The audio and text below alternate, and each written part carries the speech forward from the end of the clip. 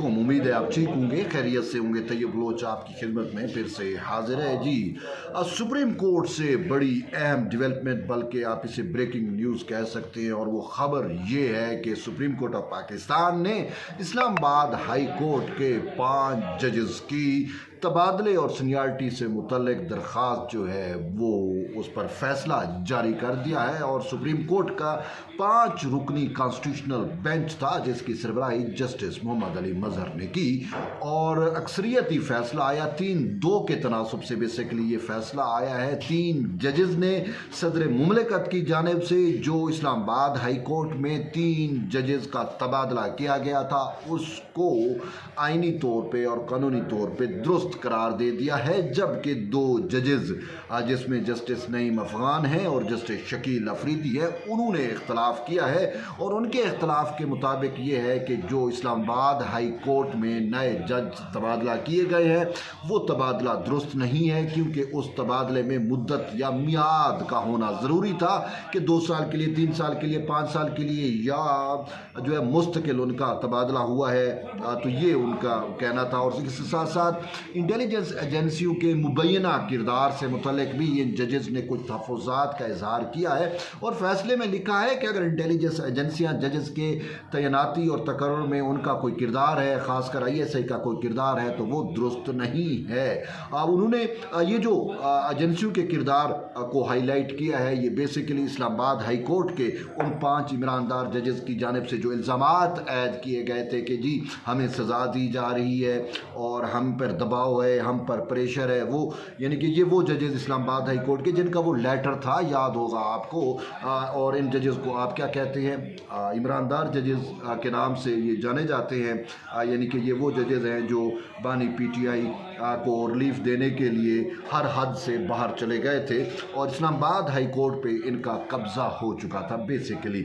और आर्गूमेंट्स के दौरान इन जजेस की जानिब से ये कहा गया कि जी हुकूमत ने इस्लामाबाद हाई कोर्ट पर कब्ज़े की कोशिश की है और इसी वजह से तबादला किया गया है। लेकिन आज इस सुप्रीम कोर्ट ऑफ पाकिस्तान के अक्सरियती फ़ैसले ने उनकी इस जो नुक्ता नज़र था उसको उड़ा कर रख दिया है, और वाज़े तौर के ऊपर कहा है कि सदर मुमलिकत की जानिब से जो तबादला किया गया है वो आइन और कानून के मुताबिक है। लेकिन इसके साथ साथ सुप्रीम कोर्ट के अक्सरियती फ़ैसले में मामला फिर सदर मुमलिकत को भेजा गया है। इसमें 2 बेसिकली इस पूरे केस के अंदर 2 आप समझेंगे 2 मेन पॉइंट्स थे।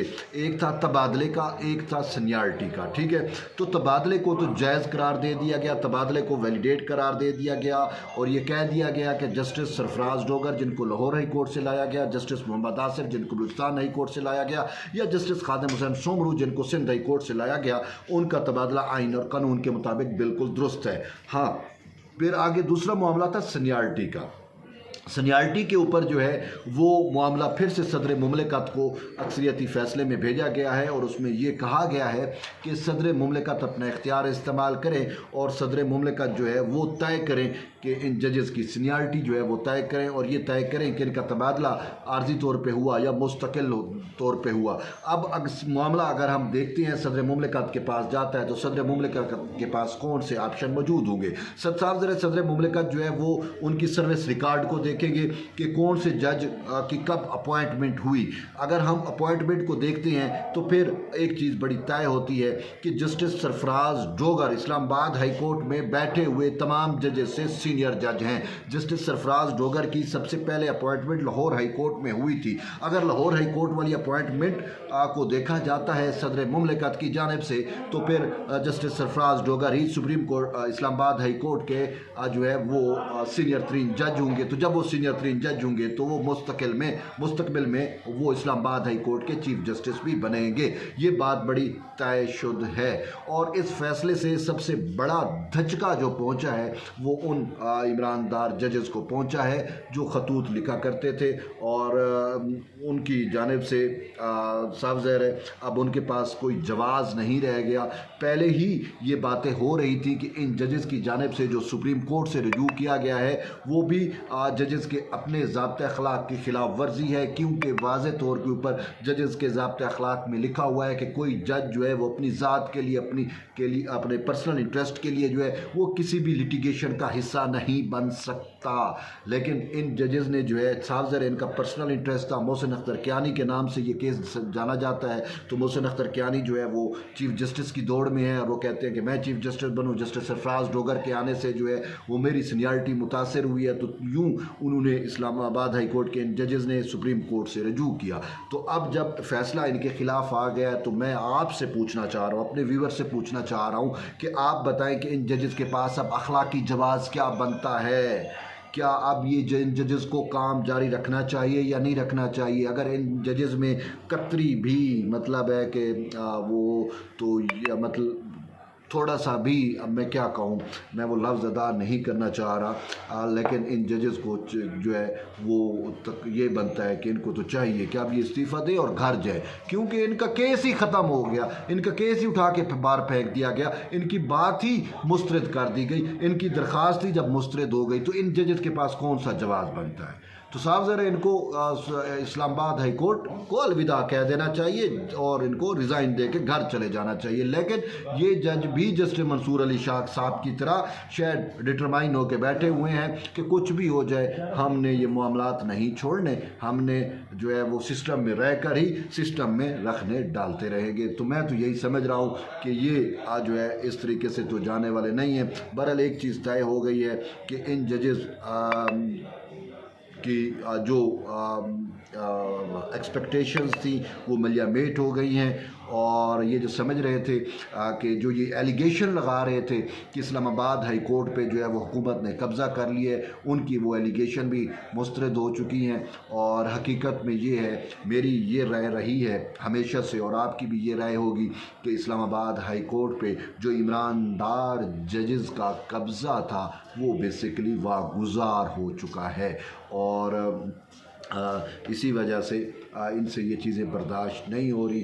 अब आगे मामलात मज़ीद जो है क्लियर हो चुके हैं। ये हो सकता है अब इन जजेस के पास क्या होगा, ये अटेम्प्ट करेंगे कि चूँकि ये फ़ैसला 5 जजेस का बेंच था, 5 में से 3 ने जो है वो इनकी इस्तदाओं को मुस्तरद किया, 2 ने इनको कबूल किया, तो 3-2 का ये है। तो अब इनकी ये कोशिश होगी कि ये इंट्रा कोर्ट अपील में आएँ और इंट्रा कोर्ट अपील दायर करें ताकि फिर कोई नया बेंच बने और शायद ये समझेंगे कि इस मामले को हम लटकाते रहें, जबकि फ़ैसला तो हो चुका और नोश्ता दीवार है कि सदर मुमलिकत ने भी अब फ़ैसला होपफुली वो कर देंगे और जो इसमें चीज़ें तय हो जाएंगी, सीनियरिटी का issue once for all settle हो जाएगा।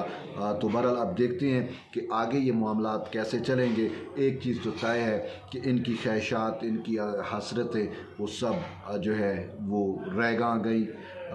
तो अब इनके पास कोई जवाज़ नहीं रहा। अगर मैं इनकी जगह होता तो शायद मैं अब इस्तीफ़ा देना बेहतर समझता कि भाई अब यहाँ पे मेरा रहना नहीं बनता। इन्होंने अपने आप को एक्सपोज भी किया और रह ही सही कसर ख़ुद बानी पीटीआई ने इनके हक वो इनके ख़िलाफ़ कर दी, क्योंकि जो इनका मौक़िफ़ था बानी पीटीआई, इमरान ख़ान का भी वही मौक़िफ़ था और वो भी इस मुकदमे में दरख्वास्त गुजार था। और वो उसने यही कहा कि इन इस्लामाबाद हाई कोर्ट के इन 5 जजेस को, जिसमें मोहसिन अख्तर कियानी शामिल हैं, जिसमें जो है वो बाबर सत्तार शामिल हैं, जिसमें सुमन रिफ़त शामिल हैं और जिसमें सरदार इसहाक शामिल हैं और जिसमें जो है एक और जज भी हैं वो जिनकी जेली डिग्री का मामला था। तो ये सारे जजेस जो है इनको ये वही 5 जजेस लेटरबाज जजेस जिन्हें आप कहते हैं। तो अब इन जजेस के पास कोई और ऑप्शन नहीं बचता। बेहतर था कि ये इस्तीफ़ा दे जाते, लेकिन मामलात अब यहीं पे ही ख़त्म नहीं होंगे, बल्कि आगे भी ये मामला अब बड़े इंटरेस्टिंग फ़ेज़ में दाखिल हो चुका है। आप राय दें, आप अपना फ़ीडबैक दें कि आप इस फ़ैसले को कैसे देखते हैं और आगे क्या हो सकता है और क्या इन जजेस को अब जुडिशरी में रहना चाहिए या घर जाना चाहिए। तो बहरहाल फ़ैसला वक्त ही करेगा। उस वक्त तक आप जुड़े रहिए। तैयब बलोच के साथ मिलते हैं एक नई वीडियो, तब तक इजाज़त दें। अल्लाह हाफ़िज़।